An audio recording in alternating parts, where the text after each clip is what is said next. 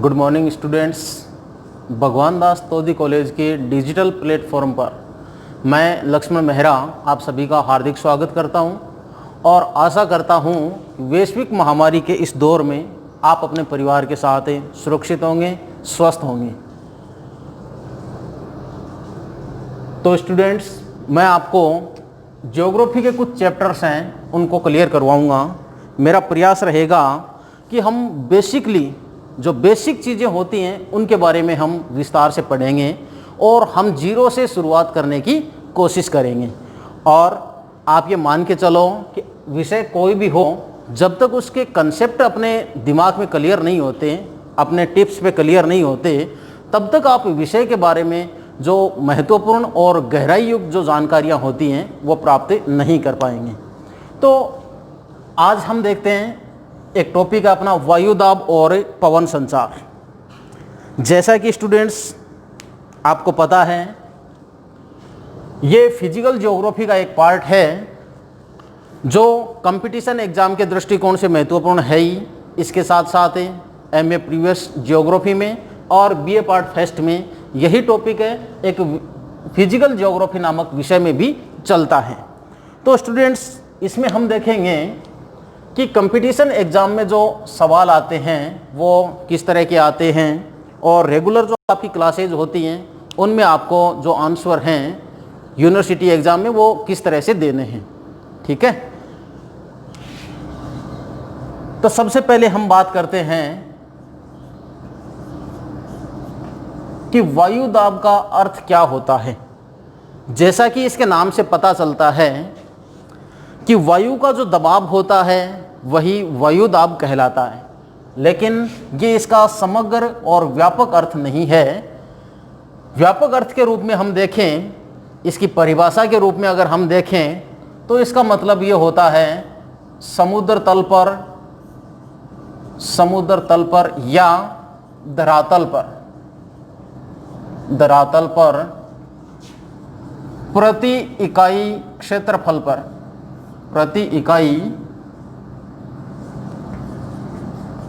क्षेत्रफल पर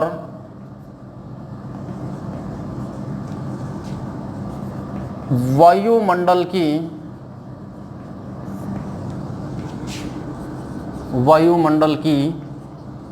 समस्त परतों के भार को वायुदाब कहा जाता है। जैसा कि आपको पता है, हमारे वायुमंडल में जलवाष्प, विभिन्न प्रकार की गैसें और धूल के कण विद्यमान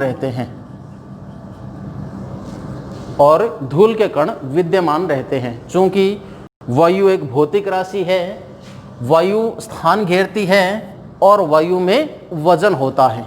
ठीक है, तो वायुमंडल है, इसमें क्या क्या पाए जाएंगे? जलवाष्प होगी, इसमें विभिन्न प्रकार की गैसें होंगी, हल्की, भारी, और धूल के कण इसमें व्याप्त रहेंगे। अब देखो, ये हमारा धरातल है, इस धरातल पे ये अपना वायुमंडल है। इस वायुमंडल में जलवाष्प है, धूल के कण हैं, विभिन्न प्रकार की गैसें हैं।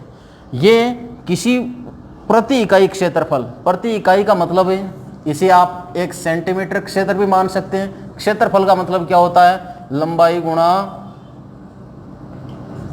चौड़ाई। लंबाई गुणा चौड़ाई क्या कहलाता है? क्षेत्रफल कहलाता है। 1 सेंटीमीटर इकाई का मतलब है 1 सेंटीमीटर चौड़ाई और 1 सेंटीमीटर लंबाई वाला जो क्षेत्र है वो क्या कहलाएगा? 1 सेंटीमीटर क्षेत्रफल कहलाएगा। ठीक है, तो इस 1 सेंटीमीटर क्षेत्रफल पर इसे आप 1 सेंटीमीटर भी ले सकते हैं, इसे आप 1 मीटर भी मान सकते हैं, इसे आप 1 इंच भी मान सकते हैं। ठीक है, तो इस दूरी पर, इस क्षेत्रफल पर जो पड़ने वाला वायुमंडल की समस्त परतों का जो भार होता है, जो दबाव होता है, वही क्या कहलाता है? वायुदाब कहलाता है। क्या कहलाता है? वायुदाब कहलाता है। तो इसका सीधा सा मतलब ये हुआ कि हवा का जो वजन होता है, वायु का जो भार होता है, वही क्या कहलाता है? वायुदाब कहलाता है। अब हम बात करते हैं वायुदाब की खोज किसने की थी? क्या की थी? वायुदाब की जो खोज है वो किसने की थी? तो वायु दाब की खोज के रूप में हम देखें तो नाम आता है ग्यूरिक महोदय का। किसका नाम आता है? ग्यूरिक महोदय। और कब की थी? सन 1651 ईस्वी में। कब की थी? सन 1651 ईस्वी में। तो कंपटीशन एग्ज़ाम में, रेलवेज के एग्ज़ाम हैं, एसएससी के एग्ज़ाम हैं, तो कई बार ये सवाल पूछा गया है, तो आप ध्यान रखेंगे। ग्यूरिक महोदय ने वायु दाब की जो खोज है वो की थी, और कब की थी? 1651 ईस्वी में। ठीक है। इसके बाद हम देखते हैं कि क्या सर पूरे जो धरातल है, पूरा जो ग्लोब है, इस पर वायुदाब एक जैसा होता है? तो बिल्कुल बेटा, एक जैसा वायुदाब नहीं होता।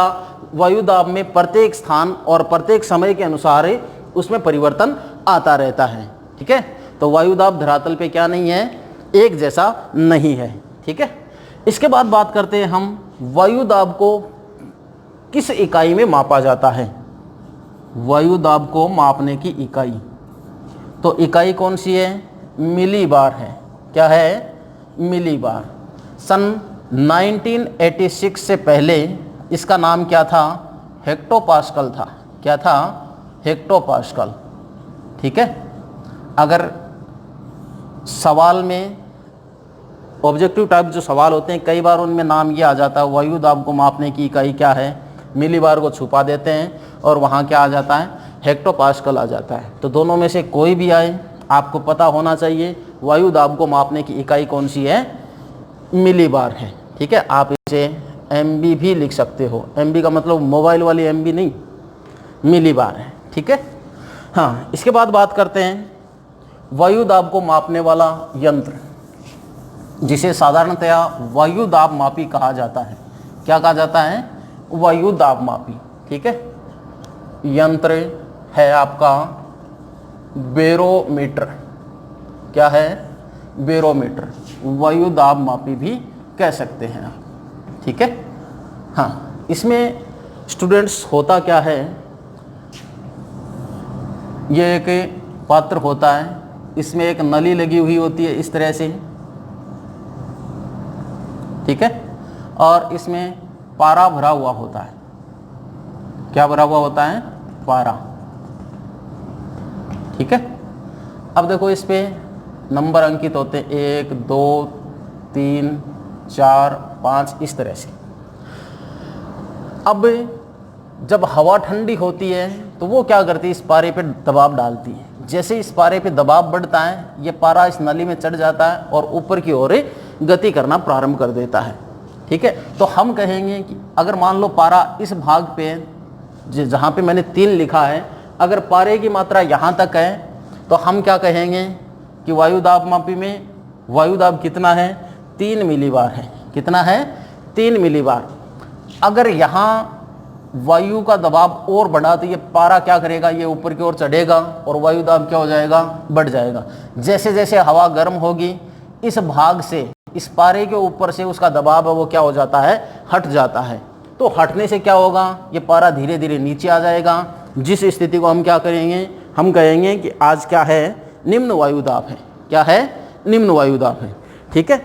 हाँ, तो आपको ध्यान में होना चाहिए वायु दाब को मापने वाला यंत्र कौन सा होता है? बेरोमीटर। ठीक है। इसके बाद बात करते हैं वायु दाब को समदाब रेखाओं द्वारा, कौन सी रेखाओं द्वारा? समदाब रेखाओं द्वारा मौसम मानचित्र पर अंकित किया जाता है। कौन से मानचित्र पर? मौसम मानचित्र। ठीक है। इनके नाम से ही पता चलता है ये हमें मौसम की जानकारियां प्रदान करते रहते हैं। और समदाब रेखाओं के द्वारा वायु दाब को मौसम मानचित्र पर अंकित किया जाता है। समदाब रेखा का मतलब है समान वायु दाब वाले स्थानों को आपस में मिलाने वाली जो रेखा होती है वो क्या कहलाती है? वो समदाब रेखा कहलाती है। ठीक है। अब मान लो किसी मौसम मानचित्र पर समदाब रेखाएं पास पास हैं। क्या हैं? समदाब रेखाएं पास पास हैं, तो ये तीव्र दाब प्रवणता को प्रदर्शित करती हैं। क्या करती हैं? तीव्र दाब प्रवणता। दाब प्रवणता का मतलब है वायु दाब के बदलने की दर क्या कहलाती है? दाब प्रवणता कहलाती है। और किसी मौसम मानचित्र पर अगर समदाब रेखाएं दूर दूर होती हैं तो वो कम दाब प्रवणता को प्रदर्शित करती हैं।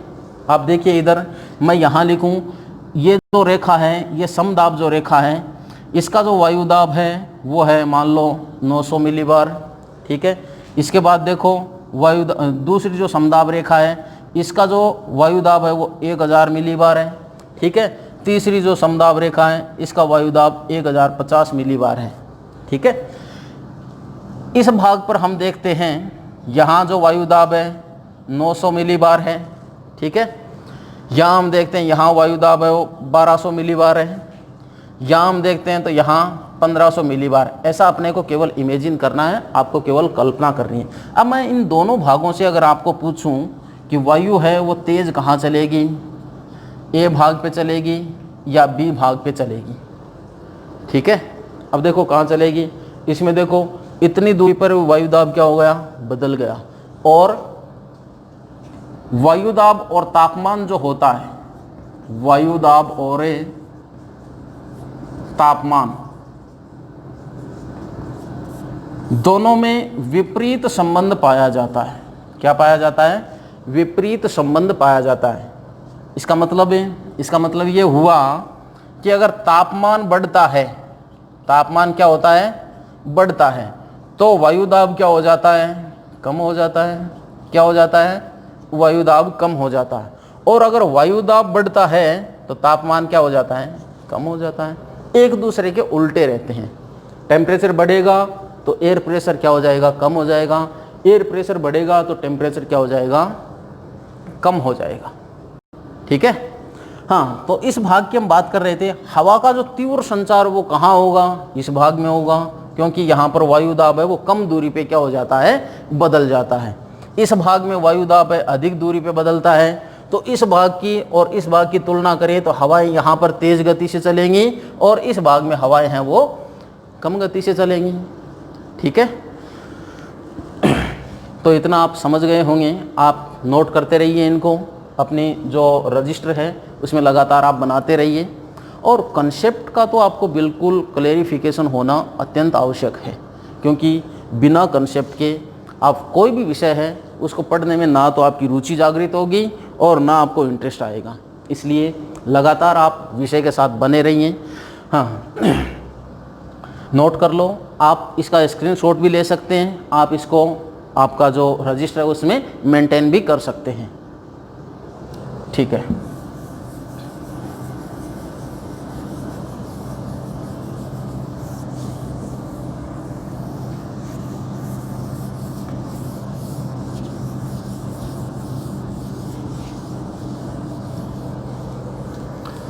तो स्टूडेंट्स, ये तो था वायुदाब का अर्थ। अब हम बात करेंगे वायुदाब को प्रभावित करने वाले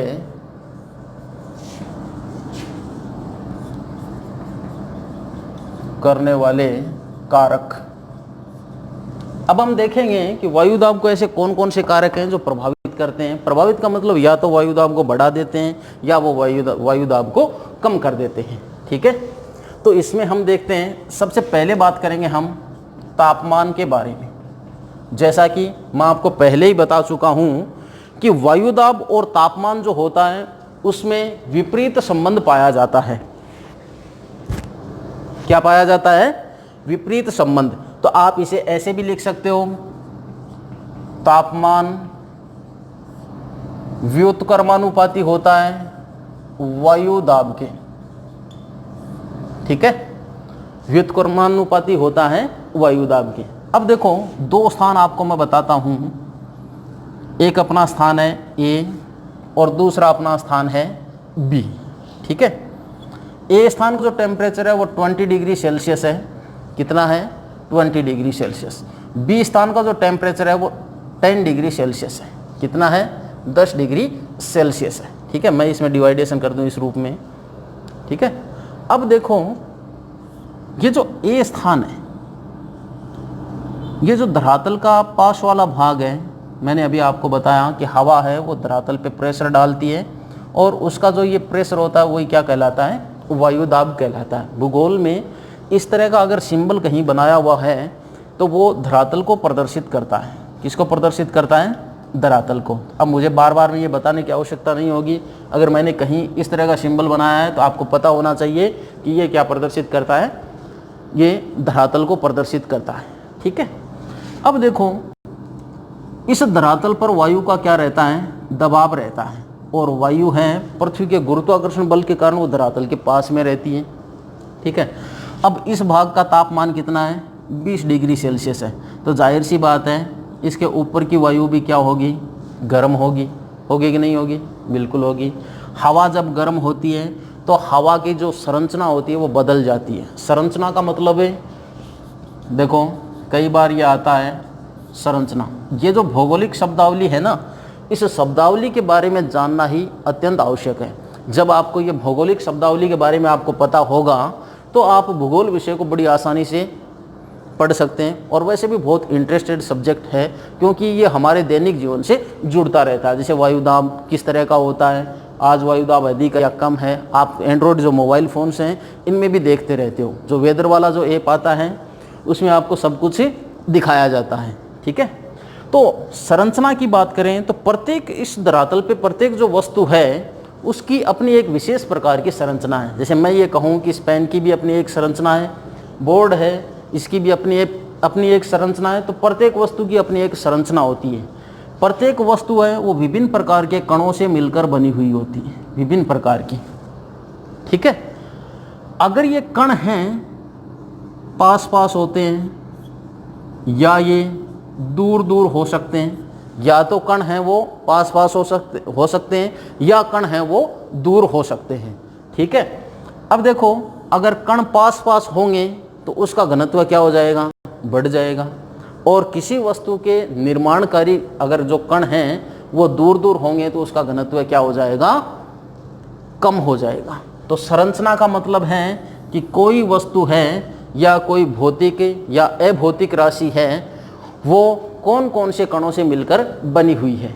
ठीक है, तो वो क्या कहलाती है? उसकी संरचना कहलाती है। तो मैं ये कहूँ कि यहाँ पर जो वायु की संरचना है वो टेम्परेचर अधिक होने के कारण क्या हो जाती है? बदल जाती है। हवा जब गर्म होती है तो वो क्या हो जाती है? हल्की हो जाती है। क्या हो जाती है? हल्की हो जाती है। और जब हवा हल्की हो जाती है तो उसका इस धरातल पर जो दबाव होता है वो क्या हो जाता है? कम हो जाता है। क्या हो जाता है? धरातल पर जो दबाव है वो कम हो जाता है। अगर इस धरातल पे दबाव कम हो जाता है तो उसको हम क्या कहेंगे? कम वायु दाब का क्षेत्र या निम्न वायु दाब का क्षेत्र। कौन से वायु दाब का? निम्न वायु दाब का। दूसरे स्थान बी की हम तुलना करते हैं। यहाँ देखो टेम्परेचर कितना है? यहाँ टेम्परेचर है 10 डिग्री सेल्सियस। ठीक है, यहाँ की वायु इस भाग की अपेक्षा क्या होगी? ठंडी होगी। हवा जब ठंडी होती है तो उसमें भार बढ़ जाता है। क्या बढ़ जाता है? भार उसमें बढ़ जाता है। जब हवा में भार बढ़ जाता है तो वो धरातल पर दबाव डालना प्रारंभ कर देती है। या मैं कहूँ कि हवा में वजन कब होगा? जब उसका तापमान कम होगा। क्या होगा? जब उसका टेम्परेचर है वो कम होगा तो हवा में वजन क्या हो जाएगा? बढ़ जाएगा। तो यहाँ हवा है वो धरातल पे प्रेशर ज़्यादा डालेगी। ठीक है, तो इसे हम क्या कह सकते हैं? उच्च वायु दाब का क्षेत्र। कौन सा? उच्च वायु दाब का क्षेत्र। ठीक है, तो आपको इस टॉपिक में आपको एक चीज़ याद रखनी है, तापमान और वायु दाब एक दूसरे के विपरीत होते हैं। ठीक है, यहाँ देखो तापमान कम है, वायु दाब क्या है? अधिक है। इस क्षेत्र में देखो तापमान अधिक है तो यहाँ पर वायु दाब क्या है? कम है। ठीक है, तो आप शायद नोट कर रहे होंगे इसको। हाँ, एक हो गया अपना टेम्परेचर या तापमान। नंबर 2 बात करते हैं हम जल वाष्प। किसके बारे में? जल वाष्प के बारे में। ठीक है, यहाँ देखो लिख दिया मैंने जल वाष्प। फिर से आ जाइए धरातल पे, क्योंकि हमें धरातल से जुड़ के ही चलना है। और जो व्यक्ति धरातल पे रहता है, धरातल के साथ साथ चलता है, वो अपनी पूरी ज़िंदगी में लगातार ऊंचाइयों को प्राप्त करता रहता है। ठीक है, तो हम धरातल को नहीं छोड़ेंगे। बल्कि पूरे विश्व की शेयर करके आएंगे। यहां देखते हैं जल वाष्प। जैसा कि आपको पता है, वायुमंडल में विभिन्न प्रकार की गैसें हैं, और ये जो गैसें हैं इनमें से कुछ तो हल्की गैसें हैं और कुछ भारी गैसें हैं। जो भारी गैसें हैं वो इस धरातल के पास रहती हैं, जो हल्की गैसें हैं वो धरातल से ऊपर रहती हैं। ठीक है, जो सबसे हल्की होगी वो सबसे ऊपर होगी, सबसे भारी होगी वो सबसे पास में होगी धरातल में। तो यहाँ पर नाइट्रोजन है आपकी, और ऑक्सीजन जैसी भारी गैसें पाई जाती हैं। जलवाष्प है वो वायु दाब को किस रूप में प्रभावित करता है? हम देखते हैं कि जलवाष्प में जो नाइट्रोजन और ऑक्सीजन जैसे जो गैसें होती हैं, इनकी तुलना में जलवाष्प का जो घनत्व होता है वो 40% कम होता है। क्या होता है? जलवाष्प का जो इसकी जो डेंसिटी है वो कितनी कम होती है? लगभग 40% कम होती है। ठीक है, यहाँ देखो ये जो भाग है इसमें ऑक्सीजन नाइट्रोजन जैसी गैसें हैं, इन गैसों का घनत्व जलवाष्प की अपेक्षा ज़्यादा होता है। घनत्व ज़्यादा होता है, इसका मतलब है कणों के बीच की दूरी क्या है? कम है। संरचना की बात करें तो यहाँ पर कणों के बीच की दूरी क्या है? कम है। जब इसका घनत्व ज़्यादा है तो इसका वजन भी क्या हो जाएगा? ज़्यादा हो जाएगा। ठीक है, अगर इस वायुमंडल में जलवाष्प आ जाती है, किसी भी कारण से जलवाष्प विद्यमान हो जाती है, तो इसमें जो वजन हो जाता है वो क्या हो जाता है? कम हो जाता है, क्योंकि जलवाष्प का घनत्व क्या रहता है? कम रहता है। ठीक है, तो अगर वायुमंडल में जलवाष्प व्याप्त रहती है तो वो क्या करती है? वायु दाब को कम कर देती है, क्योंकि उसका घनत्व भी कम होता है और उसका वजन भी नाइट्रोजन और ऑक्सीजन जैसी जो गैसें हैं उनकी तुलना में कम रहता है। तो आपको ध्यान रखना है, जलवाष्प में आप लिखिए, जलवाष्प में नाइट्रोजन और ऑक्सीजन गैसों की तुलना में, नाइट्रोजन और ऑक्सीजन जैसी गैसों की तुलना में घनत्व 40% कम पाया जाता है। अतः वायुमंडल में जलवाष्प की मात्रा जितनी अधिक होती है, वायुदाब उतना ही कम हो जाता है। वायुदाब उतना ही कम हो जाता है। नंबर 3 देखते हैं हम, समुद्र तल से ऊंचाई। समुद्र तल से ऊंचाई, जैसा कि स्टूडेंट्स आप देख रहे हैं, मैं आपको एक डायग्राम के द्वारा बताने का प्रयास करूंगा। ये अपना कोई भाग है,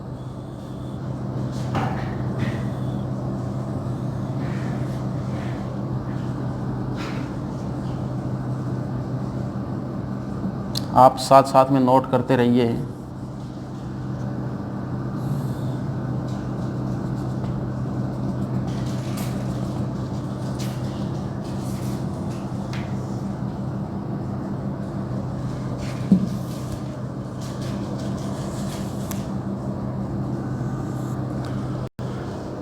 ये अपना वायुमंडल का ऊपरी भाग है।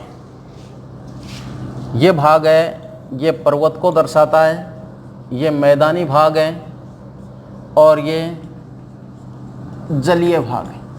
ठीक है, ये कौन सा भाग है? ये जलीय भाग है। अब देखो, वायुमंडल की समस्त परतें हैं वो लगभग 680 किलोमीटर तक हैं। उसके बाद में जो भाग आता है ऊपर वाला, वो वहाँ तक मनुष्य आज तक पहुँच नहीं पाया है।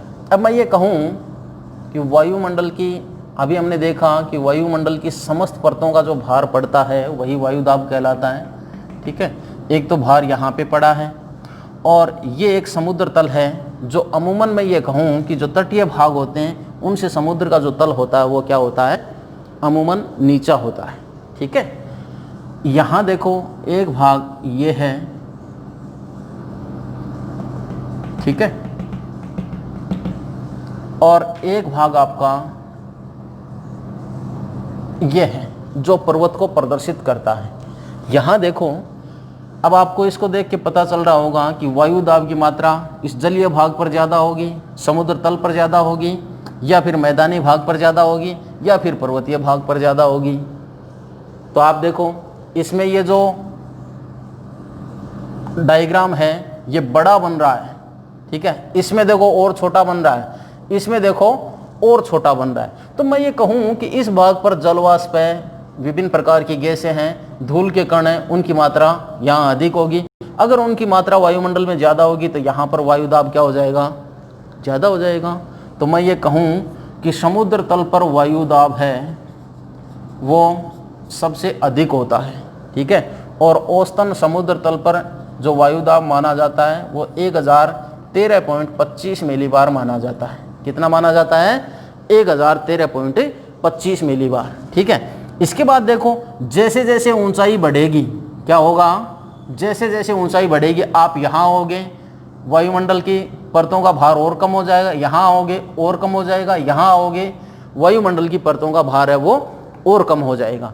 तो जैसे जैसे ऊंचाई बढ़ती है वायु दाब की मात्रा है वो क्या हो जाती है, घटती जाती है। क्या हो जाती है, वायु दाब की मात्रा है वो क्या हो जाती है, घट जाती है। और इसकी दर क्या होती है, देखो रेलवे जैसे एग्जामिनेशन जो होते हैं उनमें यही पूछा जाता है कि जैसे ही ऊंचाई की ओर जाते हैं तो वायु दाब के घटने की दर क्या होती है। आपको ध्यान होना चाहिए, यह 300 मीटर की ऊंचाई पर वायु दाब है वो 34 मिलीबार कम हो जाता है। कितना कम हो जाता है, 34 मिलीबार है वो 300 मीटर की ऊंचाई पर वायु दाब है कम हो जाता है। तो हमने देखा कि जैसे जैसे जो भाग समुद्र तल से जितना ज़्यादा ऊंचा होगा उस भाग का वायु दाब उतना ही कम होगा, ठीक है। और यहाँ एक चीज़ और आप ध्यान में रखो, तापमान जो होता है ये जैसे ही हम धरातल से नीचे जाते हैं तो टेम्परेचर है वो बढ़ता जाता है। जैसे ही आप धरातल से ऊपर जाओगे तो जो तापमान है वो क्या होता जाता है, वो घटता जाता है, ठीक है। तो आप दोनों ही चीज़ें आपको ध्यान में रखनी है, वायु दाब भी धरातल से ऊपर जाने पे घटता है और तापमान है वो भी धरातल से ऊपर जाने पर घटता है, ठीक है। तो आपको ये नोट कर लो, 300 मीटर की ऊंचाई पर 34 मिलीबार जो वायु दाब है वो कम हो जाता है, ठीक है। नेक्स्ट हम बात करते हैं गुरुत्वाकर्षण बल। कौन सा बल, गुरुत्वाकर्षण बल।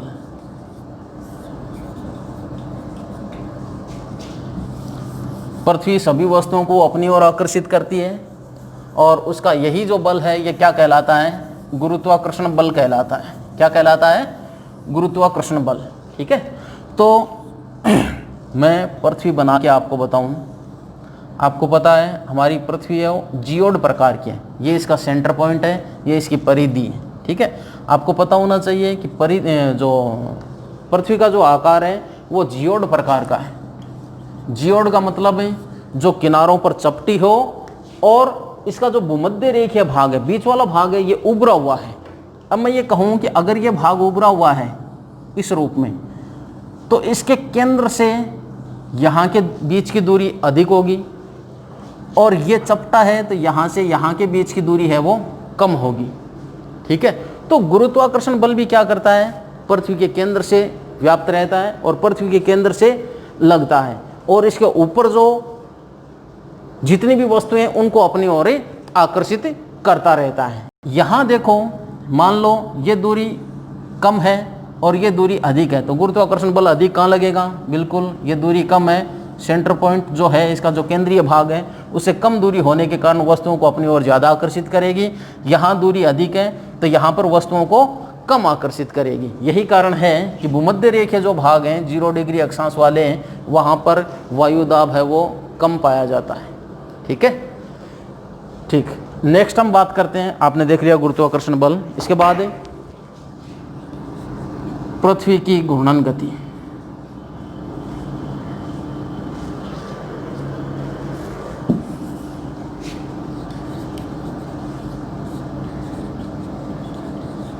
पृथ्वी का घूर्णन, देखिए बच्चों आपको पता ही है कि पृथ्वी अपने अक्ष पर घूर्णन करती है, सूर्य के चारों ओर चक्कर भी लगाती है।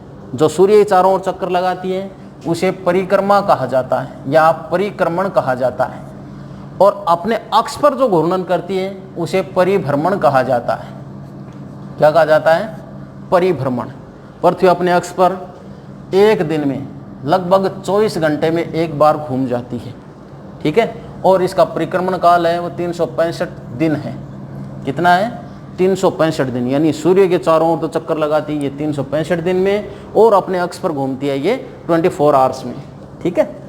यहाँ देखो पृथ्वी का घूर्णन है वह वायु दाब को किस तरह प्रभावित करता है। आप कोई भी सर्किल लोगे तो उसकी एक तो परिधि होगी, एक उसका केंद्रीय भाग होगा। पृथ्वी अपने अक्ष पर पश्चिम से पूर्व दिशा में घूर्णन करती है। कौन सी दिशा में? पश्चिम से जाती है, पूर्व की ओर घूमती रहती है। तो इसका ये जो केंद्रीय भाग है, घूमती हुई वस्तु के केंद्र से एक बल उत्पन्न होता है जिसे अपकेंद्रीय बल कहा जाता है। क्या होता है?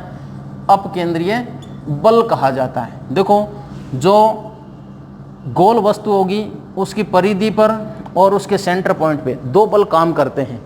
इसका जो केंद्रीय भाग है इस पे अपकेंद्रीय बल लगता है। अपकेंद्रीय बल कौन से होते हैं? वो बल होते हैं जो केंद्रीय भाग से वस्तुओं को परिधि की ओर धकेलते रहते हैं।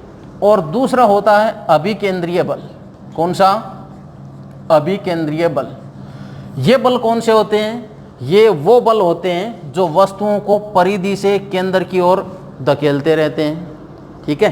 एक बार दोबारा समझो, परिधि से केंद्र की ओर जो वस्तुओं को धकेलते हैं वो अभिकेंद्रीय बल कहलाते हैं, और केंद्र से परिधि की ओर जो वस्तुओं को धकेलते हैं वो अपकेंद्रीय बल कहलाते हैं। क्या कहलाते हैं? अपकेंद्रीय बल। तो पृथ्वी के घूर्णन से अपकेंद्रीय बल उत्पन्न होता है, और अपकेंद्रीय बल उत्पन्न होने के कारण ये जो वस्तुएं हैं उनको केंद्र से परिधि की ओर धकेलता रहता है, जिसका प्रभाव इस भूमध्य रेखा पर स्पष्ट रूप से देखने को मिलता है। और इसके साथ साथ ये 60 डिग्री जो अक्षांश है यहाँ पर भी पृथ्वी के घूर्णन का प्रभाव अपने को देखने को मिलता है, ठीक है। तो ये तो थे आज का जो अपना टॉपिक था वायुदाब का अर्थ है, वायुदाब को प्रभावित करने वाले कारक है, ठीक है। इसमें हमने देखा गुरुत्वाकर्षण बल है आपका, पृथ्वी का घूर्णन है, टेम्परेचर है, जल वाष्प है आपकी, और इसके साथ साथ समुद्र तल से ऊंचाई, है ना। तो कल हम बात करेंगे आगामी इसी का जो चैप्टर रहा है उसके बारे में। हम बात करेंगे वायुदाब की पेटियों के बारे में, वायुदाब की पेटियां, ठीक है। और आशा करता हूं कि मेरे द्वारा जो बताया गया है वो बिल्कुल आपके समझ में आया होगा। फिर भी अगर आपकी कोई क्वेरीज होती है, ऐसा कोई कंसेप्ट होता है जो आपके समझ में ना आया हो, तो आप बिना किसी हेजिटेशन के जब भी कॉलेज में आओ तो आप मेरे से डिस्कस कर लेना। तब तक के लिए धन्यवाद।